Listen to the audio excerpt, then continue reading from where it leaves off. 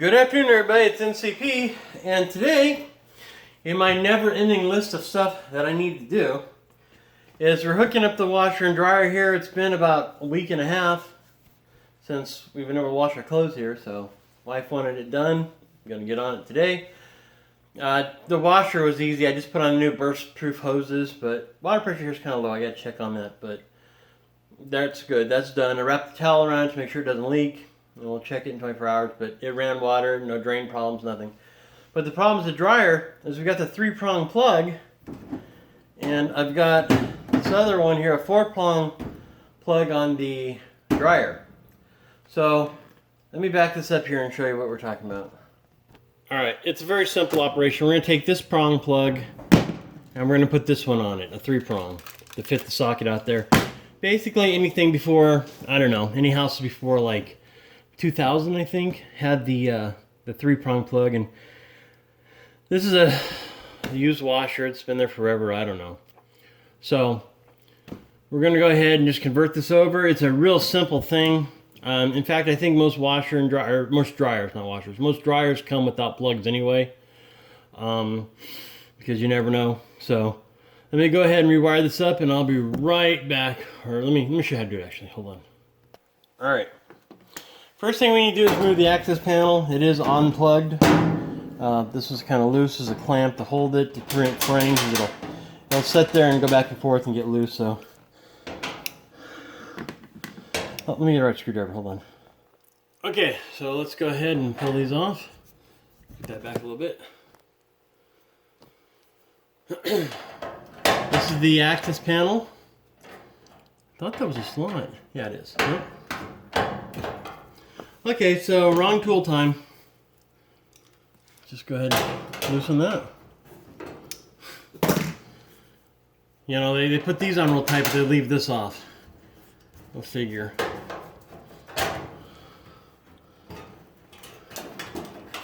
Okay, so let's take a look here. What do we have here? We got 3 wires and a ground. This is unplugged. Now, from our previous experience, we know that brass is hot, so don't think of this as negative and positive, or loose. What you do is it's phase 1 and phase 2 in AC. So anyway, we're going to connect it. The center conductor is going to go here because that's your neutral, which doubles as a ground. And we're going to just leave this chassis ground on here, I believe. And that's pretty much it. We'll just do the 3 wires. So let me open up this package and we'll just unscrew these. It doesn't matter if phase 1 or phase 2 is on either side. You just got to make sure your neutral's not screwed up, and that's always the center one on a 3-prong cord. So let me just unscrew these and I'll be right back. Yeah, one side note, put your finger on it to keep pressure on that when you pull it out.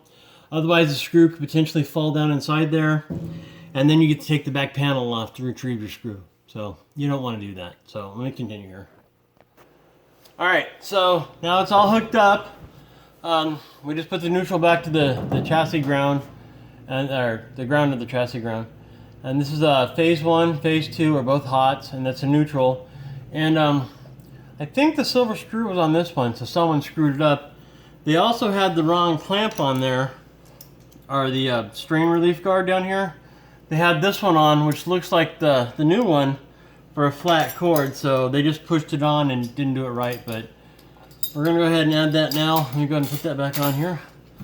Angle that down. And it just goes in like underneath. And one goes in on the top. Just kind of push it in like this. There we go. And then they just screw together. So since it's just me, I'm gonna have a little trouble here, but let me go ahead and do that and I'll be right back. Okay, so let's make sure everything's okay. Wire on this end. Let's go ahead and do a continuity check. Now, if things are right, the neutral and the ground should be electronically or mechanically bonded without any type of baloney or a bootleg ground. I don't want to say that, but yeah. cord doesn't reach. Hold on. There we go. Grab the probes by the thing. Hear that? We're bonded. That's good. So the chassis is now bonded to neutral, which is simulated kind of like a bootleg ground, and these will be 2 hots. So let me go ahead and put the cover plate back on, and then it'll be safe. It'll be safe to power back up. Like I said, they had this ran out on the outside, so the cover plate didn't really fit. But there we go. So I think they should have probably went like that, but that was probably before. I don't know. Whatever. Not my problem.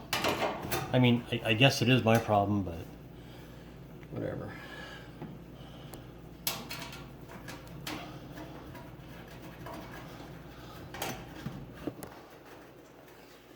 We'll tighten that up.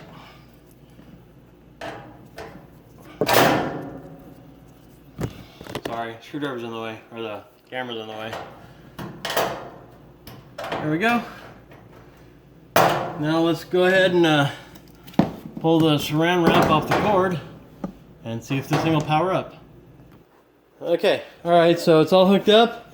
Unfortunately, I just tore this, so I gotta go fix that out. To the basement. That's a fun project. I don't know, it's gonna have to go to the AC duct and oh good grief. Anyway, let's test it here. Oh, it runs. Yeah, we're good. So there we go. That's how you do it. It's real simple. You know, real simple to wire it. It's safe and everything, so I mean, yeah, it's good. Alright, this is NTP. You guys have a great day. NTP out.